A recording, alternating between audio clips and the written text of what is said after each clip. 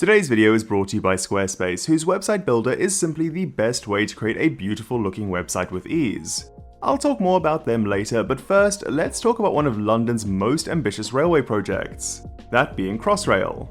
In May 2022, after 13 years of construction, London's Crossrail project was opened, becoming the Elizabeth line we know today. 2 years later, in May 2024, the line had already surpassed 350 million passenger journeys, and has become the single most used railway line in the entire country, which is a pretty impressive feat for a line that's just 2 years old.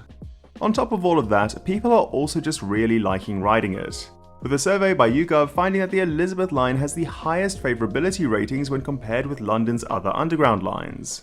As a result, I think it's pretty fair to say that the Crossrail project has been a big success, and that has led to people asking if there are any plans to do it again. And the answer is, well, sort of. Where Crossrail 1 provided a fast east-west link across London, TfL has plans for a second Crossrail line, at this point just called Crossrail 2, that would do the same thing from the north to the south. These plans, however, have run into a few hurdles, and in 2020 they were put on pause. Although there have been some recent rumblings this pause may be coming to an end, I'll talk about those a bit more later in the video. But before that, I'm going to be looking at how the plans for Crossrail 2 came to be, what route the line could eventually take, and what this all is going to mean for London. The plans for Crossrail 2 can trace their origins to the 1970s, where a new north-south underground line, at the time called the Chelsea Hackney line, was being planned.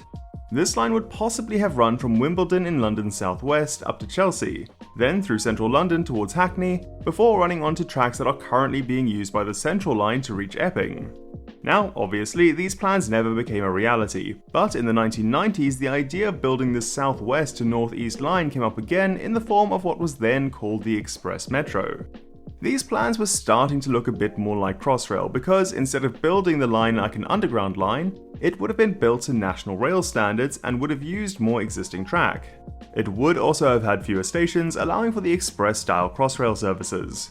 Again, not much happened with these plans, but then in the 2000s, as the plans for Crossrail 1 were being developed and approved, the idea of the southwest to northeast railway becoming a Crossrail line started being thrown around.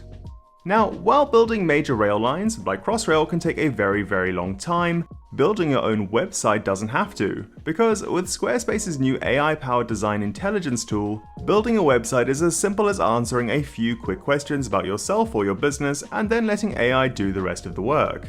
When I was building my site, Design Intelligence took me from just an idea to a fully built-out custom website template in just a couple of minutes.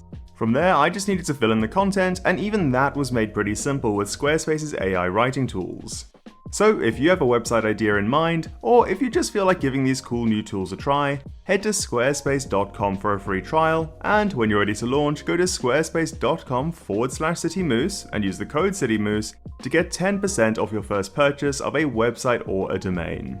But now, back to the plans for Crossrail 2. Just like with Crossrail 1, this new line will take various existing railways in London suburbs that currently just run into terminus stations and connect them up with a new tunnel underneath central London.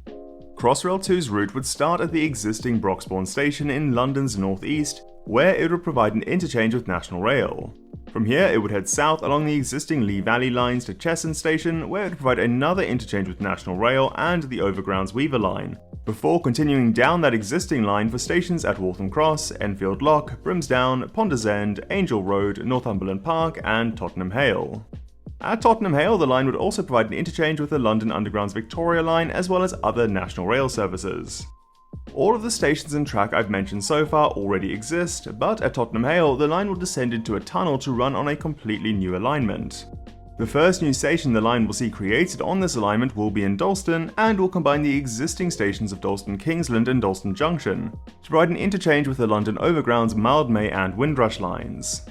After Dalston, the line will head to Angel, where it will provide an interchange with the Northern Line's Bank branch, before reaching a station called Euston St Pancras. As its name suggests, Euston St Pancras will be a monster station that links Euston Station with the nearby St Pancras and presumably King's Cross stations. A station that would provide so many different interchanges, I'm not going to try to list them all out, but I'll put a little graphic on screen for those who are curious. That said, while I do love how many interchange opportunities this creates, I think we could end up with a situation similar to the Elizabeth Line stop at Liverpool Street, where the stop was built in between Moorgate and Liverpool Street stations, meaning it's not the most convenient transfer for either of them. I don't know about you guys, but when I'm at Liverpool Street and want to get to the West End, I often just end up taking the Central Line to save myself the walk to the Elizabeth Line platforms, but maybe I'm just being lazy.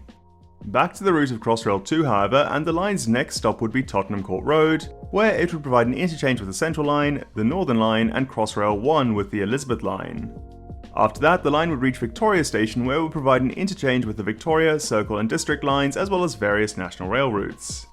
The next stop would then be the line's only completely new station, that being Kings Road, Chelsea. This station wouldn't have any major interchanges and has faced some opposition from local residents, so some have suggested this station be scrapped to keep the project's costs down. But Kings Road, Chelsea or not, the line then crosses beneath the Thames for a stop at Clapham Junction, which is one of the busiest train stations in Europe, at least by the number of trains running through it, but currently doesn't have any connections with any of London's underground lines. This new stop would provide such a connection, and by doing so it would open up a number of interchange opportunities with National Rail as well as the London Overground's Mildmay and Windrush line. Now, a stop at Clapham Junction would likely require a significant rebuild of that station, because it already struggles to cope with the number of people moving through it, and adding a major interchange to it would only make things worse. If the station was upgraded though, it could open the door for the Battersea branch of the Northern Line to be extended to Clapham Junction, an idea that has been floated before, but one of the main reasons for it not progressing is the amount of work Clapham Junction would require. Regardless, after Clapham Junction the line will continue south following one of two routes. The first option is for it to go via Tooting Broadway, which would provide an interchange with the Northern Line, while the second option would see it run via Balham, which too would provide a Northern Line interchange but would also provide an interchange with National Rail. Personally, I prefer the Balham option for the better interchange opportunities, even if it is the less direct of the two, and it looks like this is TfL's preferred route as well. Finally, the line will continue down to Wimbledon Station, where it will provide an interchange with the District Line, Tramlink and various National Rail routes, and where it will return above ground to use existing rail alignments. And the line will use quite a few existing branch lines after Wimbledon, including one to Shepperton, one to Hampton Court, one to Chessington South and one to Epsom. This will mean the line will provide very good coverage to London South West, although without many branches the frequency of service and as a result the capacity of each branch could be a bit limited, which may be a bit of an issue if the area experiences any of the significant growth you might expect when getting a railway line like this. Now, we haven't quite gotten to the full extent of the plans for Crossrail 2 just yet, because there are also plans for branches in the north, with one after Dalston that would run to Seven Sisters for an interchange with the Victoria line and the Overground's Weaver line, then either to Turnpike Lane for an interchange with the Piccadilly and Alexandra Palace for an interchange with National Rail, or to Wood Green, which would also provide a Piccadilly line interchange before reaching New Southgate Station, providing another National Rail interchange. There's even talk of a potential branch to Hackney Central, which, if Kings Road Chelsea gets built, would truly see the plans for the Chelsea and Hackney tube line realised. But details on this branch are quite sparse. Overall though, if this line were to be built, it would bring some pretty substantial benefits. For starters, it would make getting from London's northeast to its southwest, or from either of those places to central London, much faster than it is currently, and while doing so it would open up a huge number of new interchange opportunities, which would make London's railway network even better connected than it already is. The line will also add a significant amount of capacity to the city's railway network, with it being estimated to be able to carry over 270,000 passengers daily during peak periods. And this in turn should help relieve pressure off of some of London's most congested railways, especially the Underground's Northern Line, which is currently the busiest line on the network, as well as the Victoria, Piccadilly and District lines. The ultimate result of all of this will be significant benefits to the economy. Crossrail 1 has already helped with the creation of 55,000 new homes, a 60% increase in jobs on the land around each station, and is expected to provide a £42 billion boost to the British economy. So I don't think it's unreasonable to expect Crossrail 2 to achieve similar results. Now, as the construction of Crossrail 1 was getting underway, things were looking pretty positive for Crossrail 2, with the government in 2016 committing £80 million towards the project's development. But things started to go off track in 2018 when the government began conducting an affordability review of the project.